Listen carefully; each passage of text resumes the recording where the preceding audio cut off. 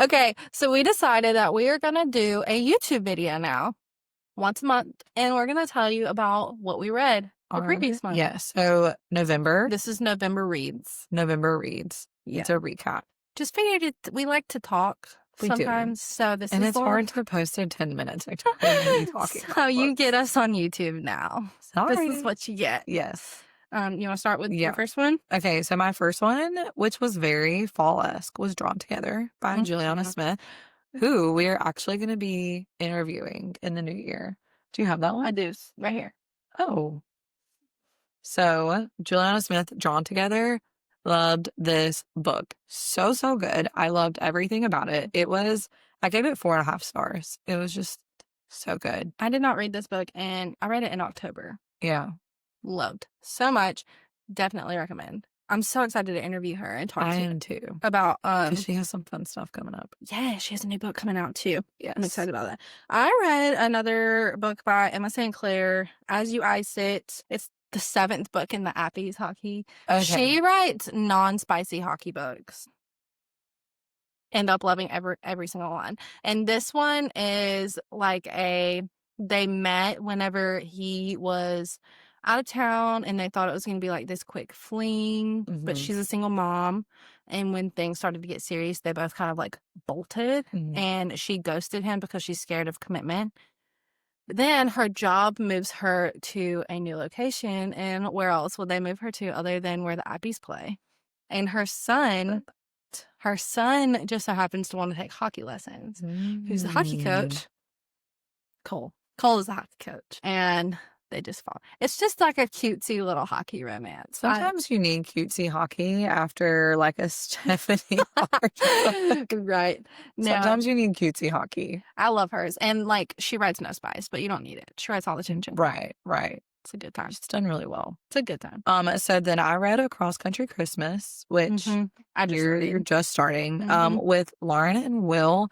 So Will is Lauren's brother's childhood's best friend. And she has the biggest crush on him, like is obsessed with him.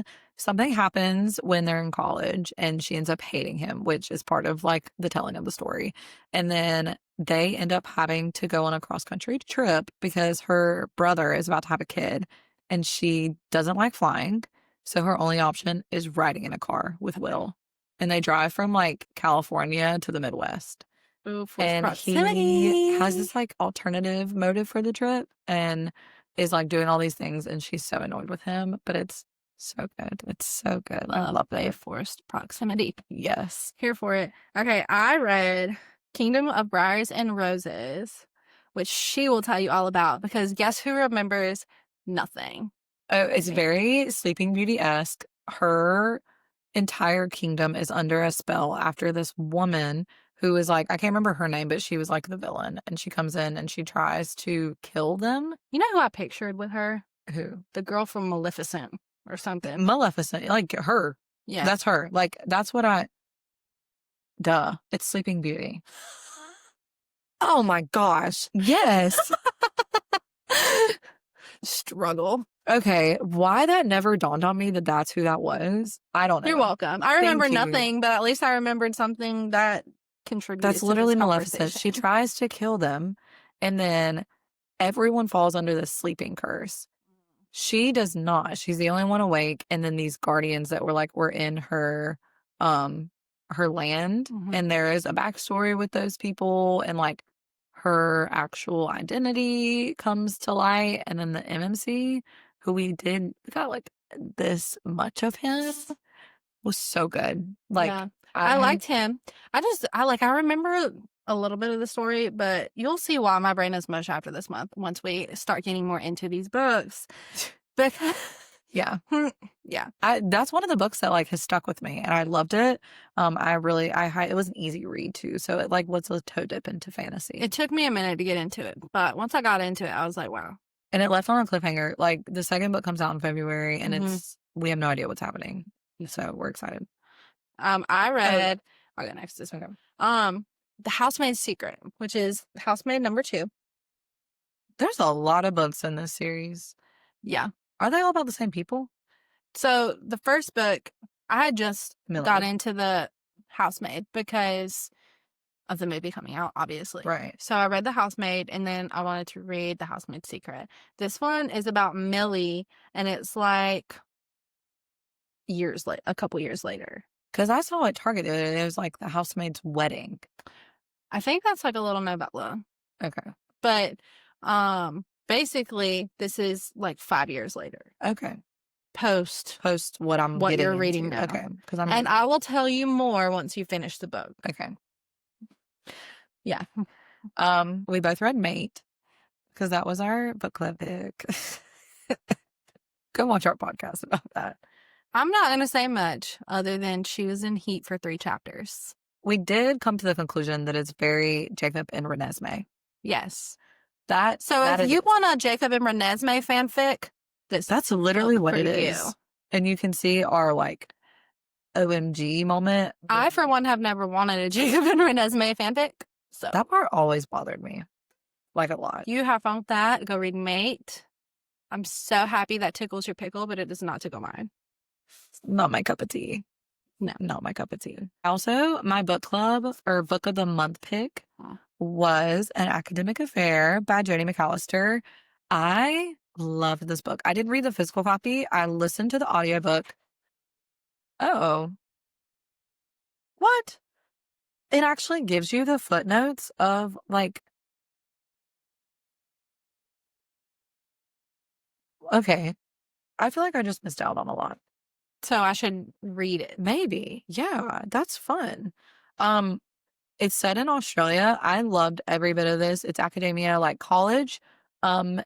He pines after this girl, pines after her from the moment that they met in college, and they've known each other for like 10 years.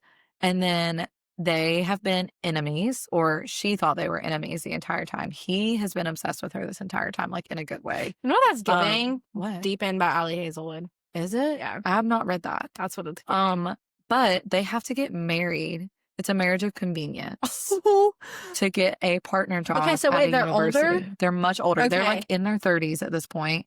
Like, and you kind of get a retelling of their like of different things that have happened as they've known each other. He comes from a rich family who like actually hates her. And there's much more than just romance plot. There is like a subplot of both of them like mending family relationships. And it's fantastic. Ooh. I love a good marriage of convenience. And this does it for me. It's so good. I read Christmas with a Crank by Courtney Walsh. It's a Christmas tree farm romance. And he is a major grump who feels like he has been forced to take over his family's Christmas tree farm, and he doesn't want to do that. So he moves far away and becomes like the teetotal opposite of a Christmas tree farm owner. He becomes a video game developer. And interesting. Yeah. Okay. And it's basically like missed chances, like with him and the FMC. Like whenever they were children, they were best friends and like loved each other, but like kissed once and then that was it. And then lost connection, moved away, stayed here, come back, and it's like misconnection again when they're 20, I think it is. And then finally, this is about them finally getting their chance. But like, it takes a minute for them to finally, because they hate each other. Or he's like, they don't hate each other. I take that back. He's a grump and hates everything around him. Right. But it's good. Okay. I have it downloaded on my Kindle. So I plan on reading it because I love Courtney Walsh. So. Oh, yeah. So then I read A Curse of Shadows and Ice by Katarina Mora. I love this whole fantasy and like, what's the word? Like princess. Yes. Like I love the two worlds colliding. Fantasy retelling. Yes. And so Kingdom of Brian Rosers was like Sleeping Beauty. The Curse of Shadows and Ice was 100% Beauty and the Beast. Like there were so many tells in that entire thing, which I loved. Which made me think of that book Beastly. Do you remember that? No. And it was a whole movie with Vanessa Hudgens. It dawned on me when I was reading this because the Beast had these like black veins in his face. He wasn't like an animal. Like he was just not supposed to look normal. And I'm going to have to look up Beastly so that you can see what I'm talking about because this is what I imagined. Yeah, I have absolutely no idea what you're talking about. I read this in high school maybe, and it was, yes, with Vanessa Hudgens. I'm gonna be so honest. I have never seen that in my whole entire life. It literally was a I'll retelling. put up the picture in the middle so they can see what I'm talking about. It was a retelling, and this is what I imagined him looking like. He had like black veins that were deeply in his skin. Alex Pettyfer. Why do I recognize him? I'm gonna be so honest. That makes me not want to read the book. That's what he reminded me. But then, like, obviously, when the curse is broken, he's normal. Yeah. But that gives me the ick. I'm dead. That movie, when did it come out? Because 2011, yeah. I was in high school. I remember reading the book. I was a junior in high school. Yes. I was not bothered by that, I guess. It was a retelling of Beauty and the Beast. But it was like a modern twist. Like, not fantasy, but like 21st century. No, thank you. The next book I read was Joy to Noel, which is a very small indie author, but I really like her Christmas books. She wrote Saved by Noel, which I read last year, and I just found out she had this one, which is her best friend. Like, okay. It's just a cute little Christmas. Cute little Christmas. We love that. I've been reading lots of cute little Christmases. But my next few books are where it starts to turn, so... She did cutie, and then she did opposites. Not so cutie. I listened to Funny Story by Emily Henry. Loved this book. It was by far one of my favorite reads of the year. Went out and bought it immediately because I'm obsessed with that book. Like, from the get-go, I was all into it. So good. I loved it so much. One of my favorite Emily Henrys is Funny Story. I'm scared to like read other books because those are so good. Between that and Great Big Beautiful Life. Yeah. Like, those are solid reads. Beach Read is a good one. Okay. But that one's more like, don't read it now. It's not a vibe. It's a vibe right now. Okay. No. I listened to How My Neighbor Stole Christmas by Megan Quinn, and I bought it back on Audible in July to listen to it for like Christmas in July. Yes. But the vibes weren't right. That's fair. So I waited. That's fair. And I'm happy I waited because it was literally like a Grinch retelling. And it was funny. Like, it's either one of those books where you're going to like it because it's a Grinch retelling, or you're going to hate it because it's a Grinch retelling. You're going to think it's cringe. Yeah. Yeah. I liked it. I loved it, actually. It was fun. Like, his best friend's name is Max. They do this competition, this Christmas competition, where they have to make like eggnog, they have to sing, they have to make candy canes. There's a Martha and May like twin set. Yeah. It's oh, that's funny. Okay, I love that. Well, I took a turn. I read my first dark rom-com, Lights Out. Not obsessed with it, but I didn't hate it. There were a couple things I was like, what are these people doing? I'm obsessed with it. And I was like texting you and Jordan like, what? But I liked it. I wouldn't say bad things other than the girl was a red flag. The girl was a red flag. I will give you that. I loved Lights Out. Loved Lights Out. 5 stars, 6 stars. 6 stars on audio. 5 stars reading the book. The voice made it that much better. The voices were good.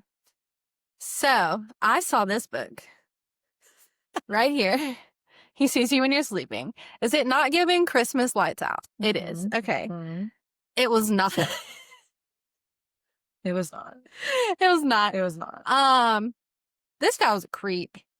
I'm not gonna lie. This guy was a creep, and the girl was not much better. She was like a jewelry Instagrammer influencer by day and a cam girl by night. This book tried so hard to be Lights Out. It did. But it did not hit the mark, and the writing was not very good. And that's the worst part. All I'm saying is, if you're gonna write a dark romance and want to be into dark things like they are in this book, then lean into that. Like, she did the most surface level stuff.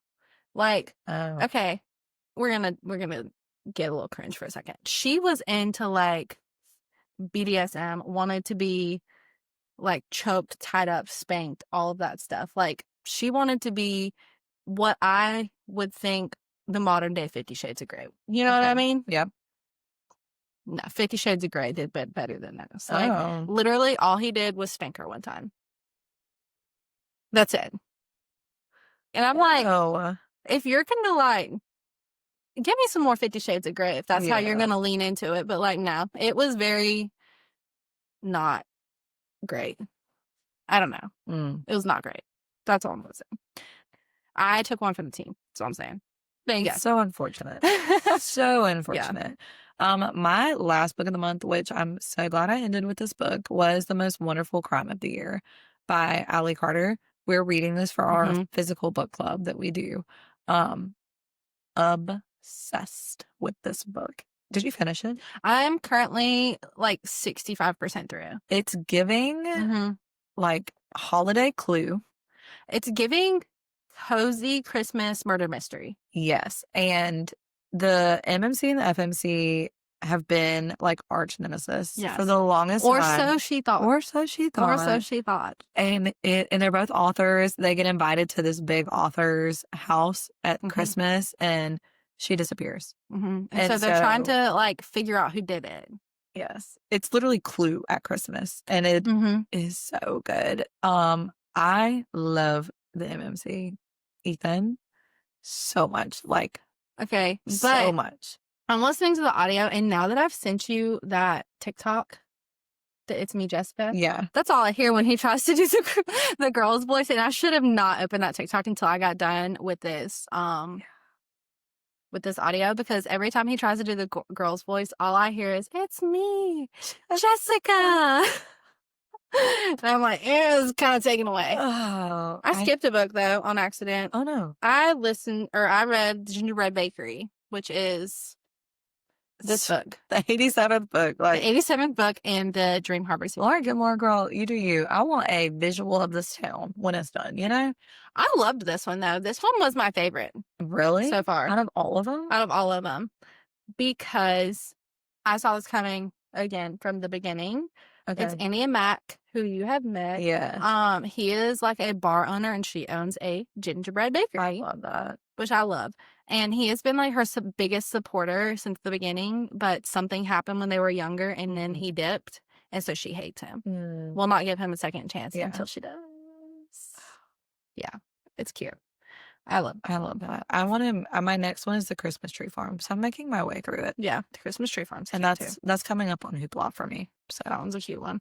Yeah, we just felt like doing a YouTube video of this once a month is probably a lot easier than us trying to yap about it on TikTok and boring. Yeah, this was more more fun. Yeah. Yeah. Anyways, Right. See that's you what next we month. read. Bye. Bye.